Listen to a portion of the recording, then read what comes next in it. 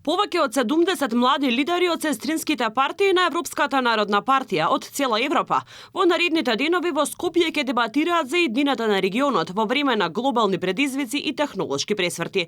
Во фокусот на дискусиите се стабилноста, вештачката интелигенција и младинските политики, теми кои директно ќе го одредат правецот во кој ќе се движи Европа, но и Западниот Балкан. Скопје овие денови станува центар каде што младите политички генерации од целиот континент не само што ќе разменуваат искуства, туку ќе ги постават и новите темели на идните политики. Вице-премиерот Александар Николовски порача дека токму од вакви средби произлегуваат идните лидери на Европа, потсетувајќи дека многумина кои биле дел од вакви настани денес се веќе дел од европскиот политички врв. Ова е организација од која што излегле голем број на европски политичари.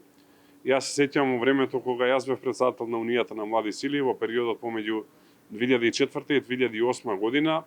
Дел од тие луѓе со кои што тогаш комунициравме, дружевме, се гледавме, сега се во врвот на европската политика, така што сум убеден дека и оваа генерација која што овие денови е во Скопје е следната генерација на европскиот континент.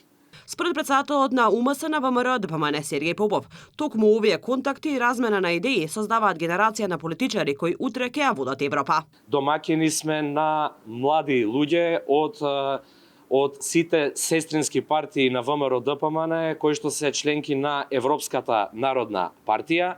Домаќини сме на над 70 млади луѓе, кои што се идни млади политичари од цела Европа. Овие прилики се одлични за размена на искуства во насока на креирање на младински политики и превземање на позитивни примери од странство во однос на креирањето на тие младински политики. Од фондацијата Конрад Аденауер порачуваат дека континентот мора да се гледа како целина, а младите да бидат во центарот на трансформацијата, особено во образованието и примената на вештачката интелигенција.